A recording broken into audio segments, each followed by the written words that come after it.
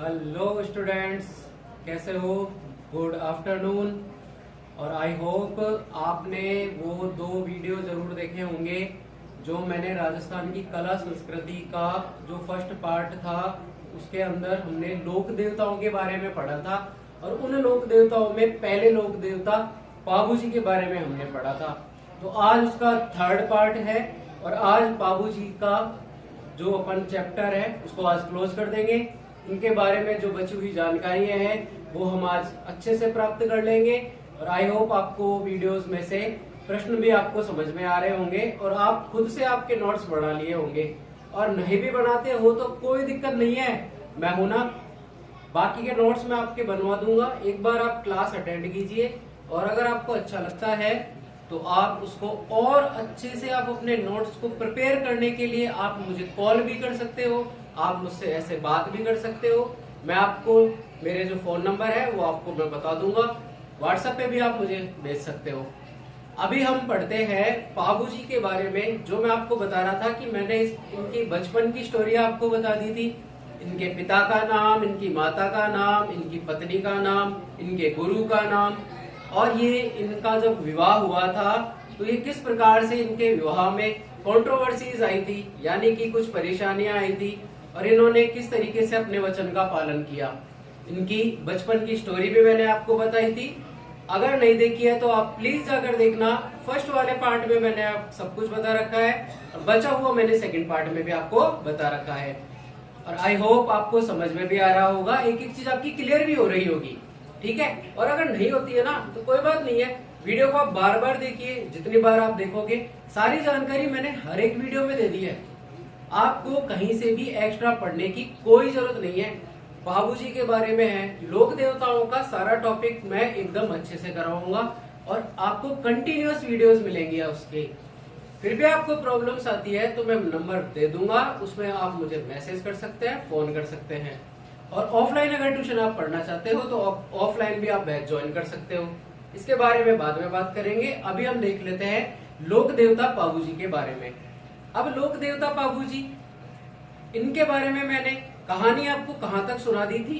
Last में मैंने आपको बताया था कि इनकी जो पत्नी थी फूलम दे, जिसे प्यार से सुप्यार दे कहते थे, और ये सूरजमल सोढ़ा जो अमरकोट के राजा हैं, पाकिस्तान के अमरकोट के राजा सूरजमल सोढ़ा की पुत्री थी।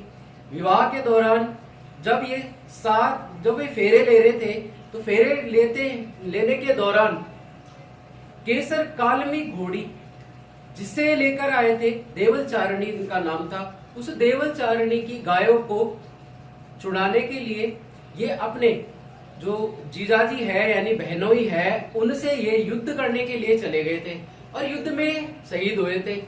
जब ये शहीद हुए थे तो इनकी पत्नी को इनके बारे में पता चला और वो भी इनके साथ ही इनके कपड़ों के साथ सती हो गई। सती प्रथा के बारे में हम जानते ही है, नहीं जानते हैं तो मैं आगे आपको बता दूंगा, डोंट वरी, ठीक है। अब हम देखते हैं, अब इनके बारे में पढ़ेंगे कि ये सुप्यार दे यानी फूलम दे थी कौन। मैंने आपको बताया था कि आप वेट करना मेरे थर्ड वीडियो का, और उसमें मैं बताऊंगा कि ये सुप्यार दे कौन थी, पुनर्जन्म इनका हुआ था तो पहले वाले जन्म में ये क्या थी क्या नहीं थी उसके बारे में देखना। रामायण आपने देख रखी होगी, ठीक है। उस रामायण में जो रावण है दशानन, उनकी एक बहन थी जिसका नाम था शूर्पणखा, ठीक है। वो शूर्पणखा वही है और लक्ष्मण जी पाबू जी है। यानी कि लक्ष्मण जी तो जो उस टाइम पे जब लक्ष्मण जी थे वो लक्ष्मण जी ने अब अवतार लिया पाबू जी के रूप में, और जो शूर्पणखा थी उन्होंने अवतार लिया था सुप्यार दे यानी कि फूलम दे के रूप में। अर्थात इनकी पहले की प्राचीन पुराने समय की लव स्टोरी थी जो कुछ अधूरी रह गई थी, यानी हमारी अधूरी कहानी वाला सीन, ठीक है, वो गाने वाला सीन, तो वही हमारी अधूरी कहानी वाला सीन रह गया था इनका। बात ये हुई थी, एक संवाद तो आपको याद है, जब माता सीता जंगल में थी, राम जी और लक्ष्मण जी थे। जब शूर्पणखा आई और उनको पता लगा कि वन में वनवासी आए हैं, ठीक है, उस वन के अंदर बहुत ही 2 सुंदर राजकुमार आए हैं तो अब उसने शूर्पणखा ने कहा कि मैं जाके देखती हूँ कि कौन आया है ऐसा।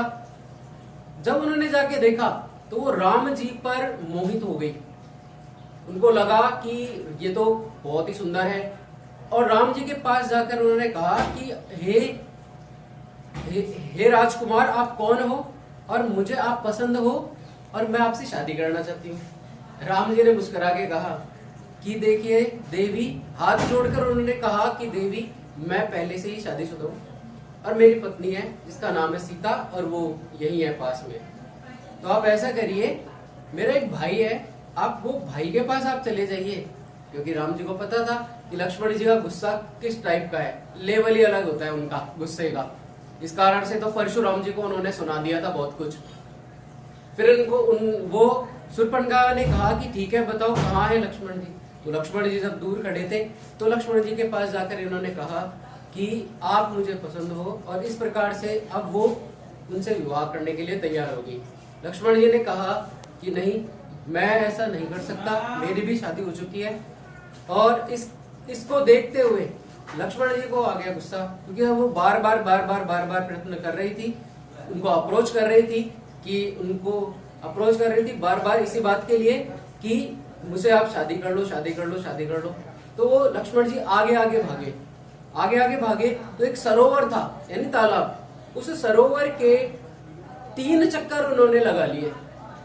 लास्ट के तीसरे चक्कर में उनको कुछ ज्यादा ही गुस्सा आ गया लक्ष्मण जी को, और उन्होंने उसकी नाक काट दी। और नाक काट दी तो मतलब इस तरीके से हो गया, अब वहां पे वो संवाद खत्म हुआ। उसके बाद में इन्होंने अपना जन्म लिया। तो ये लक्ष्मण जी के और शूर्पणखा के जो फेरे लग गए थे 3, तो वो थे, और इनका जब जन्म हो गया दूसरा, और इन्होंने पाबू जी का रूप लिया था, तभी तो पाबू जी को हम कहते हैं लक्ष्मण के अवतार। और वो जो शूर्पणखा, वो और कोई नहीं थी, वो सूरजमल सोढ़ा की पुत्री सुप्यारदे यानी कि फूलमदे बनी थी। तो 4 फेरे इन्होंने इस टाइम पे लिए इस युग में, और 3 फेरे उन्होंने उस युग में लिए, तो टोटल 7 फेरे हो गए थे। इस प्रकार से उनकी आपस में शादी हो गई। जो पिछले जन्म की शादी अधूरी रह गई थी वो इस जन्म में पूरी हुई, और इनके साथ सती भी ये हो गई। बाबूजी के साथ सती हो गई थी ये फूलमदे यानी सुप्यारदे। यहीं पे इनकी स्टोरी हुई थी ये खत्म। अब हम बताते हैं इसके अंदर आगे नॉलेज, जो क्वेश्चंस आ सकते हैं। ये स्टोरी सिर्फ आपको याद नहीं करनी है, ये स्टोरी सिर्फ इसलिए होती है, कोई मनोरंजन के लिए भी नहीं है। इससे क्या होगा कि आपका पूरा कंसंट्रेशन आपका उस टॉपिक पे जाएगा और आपको बहुत अच्छे से याद होगा। और यकीन मानिए 1-2 बार आपने ये वीडियो देख लिया, गारंटेड आपको ये टॉपिक पूरा कंठस्थ याद हो जाएगा। I am sure, damn sure, अच्छे से आपको याद हो जाएगा। उसके बाद आप ऑब्जेक्टिव निकाल के देखना। ऑब्जेक्टिव आप निकालोगे ना, एक क्वेश्चन क्लियर है, और पिछले प्रीवियस ईयर के जो क्वेश्चंस है वो आप देखना। उनमें से जो मैंने बताए हैं वो क्वेश्चंस आए हैं, 110% श्योर उनमें से प्रश्न आए हैं। ठीक है, आराम से मस्ती से पढ़ते रहिए। अभी मैं आगे इनके बारे में बता देता हूँ कि पाबूजी के बारे में और हम क्या जानकारी प्राप्त कर सकते हैं, प्रश्न कहाँ से बनेंगे। सबसे पहले तो ये देखेंगे, इनकी पहली लड़ाई इनके जीजाजी के साथ नहीं थी। इन्होंने सबसे पहला जो युद्ध लड़ा था ना, वो पहला युद्ध इन्होंने लड़ा था, पाटन का एक सूबेदार था मिर्जा, ठीक है, मिर्जा सुल्तान, उसके साथ इन्होंने युद्ध लड़ा था। सबसे पहला युद्ध ही इनका पाटन का सूबेदार था सुल्तान मिर्जा, उसके साथ इनका युद्ध हुआ था। तो उस युद्ध में इनकी विजय हुई थी, बाबूजी जीत गए थे। फिर गुजरात का एक आना भगेला था, उस आना भगेला शासक से इन्होंने भी युद्ध करा था, और उसके 7 थोरी भाइयों को इन्होंने शरणागत की रक्षा करी थी, यानी शरण दी थी अपने पास। इसलिए इनके उपनामों में शरणागत वत्स देवता भी कहा जाता है, यानी कि शरणागतों की रक्षा करने वाले देवताओं के नाम से भी इनको जाना जाता है बाबूजी को। और हाँ, इसके बाद में इन्होंने जो बुक्स लिखी थी, किताबें लिखी थी, इनके ऊपर जो किताबें, जो रचनाएं लिखी हुई है वो मैं आपको बता चुका हूं, पिछले वीडियो में आप देख लेना। ठीक है, अब आप देखते हैं इसके आगे हम क्या पढ़ते हैं। बाबूजी के पवाड़े। पवाड़े का मतलब होता है लोक गाथाएं। पवाड़े का मतलब क्या होता है? लोक गाथाएं। लोक गाथाएं जो लोगों के द्वारा देवताओं के प्रति गाई जाती है, उनके हम पवाड़े कहते हैं। ठीक है, और ये बाबूजी के जो पवाड़े हैं, ये बाबूजी के जो पवाड़े हैं वो एक वाद्य यंत्र आता है, उसको बोलते हैं माठ वाद्य यंत्र। इस माठ वाद्य यंत्र के द्वारा बाबूजी के पवाड़े बाचे जाते हैं। जब हम वाद्य यंत्र का टॉपिक पढ़ेंगे ना, उस वाद्य यंत्र के टॉपिक में हम एक एक चीज क्लियर कर लेंगे कि भाई तत्वाद कौन सा है, धनवाद कौन सा है। इस तरीके से हम उसके 4 प्रकार होते हैं, उन चारों प्रकारों को हम क्लियर कर लेंगे। अभी फिलहाल आप ये ध्यान दीजिए कि बाबूजी के पवाड़े माठ वाद्य यंत्र के द्वारा बाचे जाते हैं। बाबूजी की फड़, फड़ क्या होती है? कई लोगों का प्रश्न होगा कि ये फड़ क्या होती है। फड़ एक चित्रित कपड़ा होता है, काफी बड़ा होता है, छोटा भी होता है, ठीक है। इतना लंबा, इतना चौड़ाई में भी हो सकता है, छोटा भी हो सकता है, स्क्वायर शेप में ही होता है ये होने को। तो ये एक कपड़ा होता है, वो चित्रित होता है, जिसके अंदर चित्र बना दिए जाते हैं। क्या चीज? चित्र बना दिए जाते हैं। उनकी पूरी लोक गाथाओं को उनके भोपों के द्वारा बांचा जाता है। भोपे मतलब जो उनके जो गुडले बोलते हैं ना अपन, गुडले हैं इनके, जो उनको बाचते हैं। वाचन करना, वाचन करने का मतलब होता है बाचना, यानी कि पढ़ना। सिर्फ उसमें और कुछ नहीं होता है, उसके अंदर ज्यादा कुछ नहीं होता है। उसके अंदर चित्र बने हुए होते हैं, बस उन चित्रों को ही समझ के एक स्टोरी पैटर्न के आधार पर उनको बना दिया जाता है और उसका कथा के अनुसार मतलब कहानी सुना दी जाती है कि भाई एक घोड़े पे राजकुमार बैठा हुआ है, फिर उसके बाद में वो अपने विवाह की ओर जा रहा है, तो पूरा कंप्लीटली, ठीक है, समझ में आ गया होगा फड़। और देखेंगे इनकी जो फड़ है ना, इनकी फड़ राजस्थान की सबसे लोकप्रिय फड़ के अंदर आती है। और सबसे बड़ी और सबसे छोटी फड़ अगर आए तो उसमें आप लिखना देवनारायण जी, ठीक है। आप पढ़ते हैं आगे। तो इनकी जो बाबूजी की जो फड़ है वो रावण हत्ता वाद्य यंत्र के द्वारा बाची जाती है। रावण हत्ता वाद्य यंत्र, देखो याद कैसे रखोगे इस रावण हत्ता वाद्य यंत्र को, बाबूजी की फड़ को। मैंने आपको स्टोरी बताई थी कि रावण की बहन थी शूर्पणखा और बाबूजी से संबंधित है। तो मतलब कि बाबूजी की फड़ किस वाद्य यंत्र के द्वारा? रावण हत्ता वाद्य यंत्र के द्वारा बाची जाएगी। क्लियर? नहीं समझ में आ रहा है? वापस से वीडियो देख लेना, ठीक है। आगे जो नृत्य किया जाता है वो एक थाली नृत्य होता है। मतलब कि थाली ले लेते हैं, गोल थाली होती है, दोनों हाथों में ले लेते हैं और उसको ऐसे घुमाते हुए नृत्य करते हैं, ठीक है। चारों तरफ ऐसे घूम जाते हैं और उस थाली को घुमाते हैं, सिर पे भी रख लेते हैं। तो थाली नृत्य होता है, किसके द्वारा किया जाता है?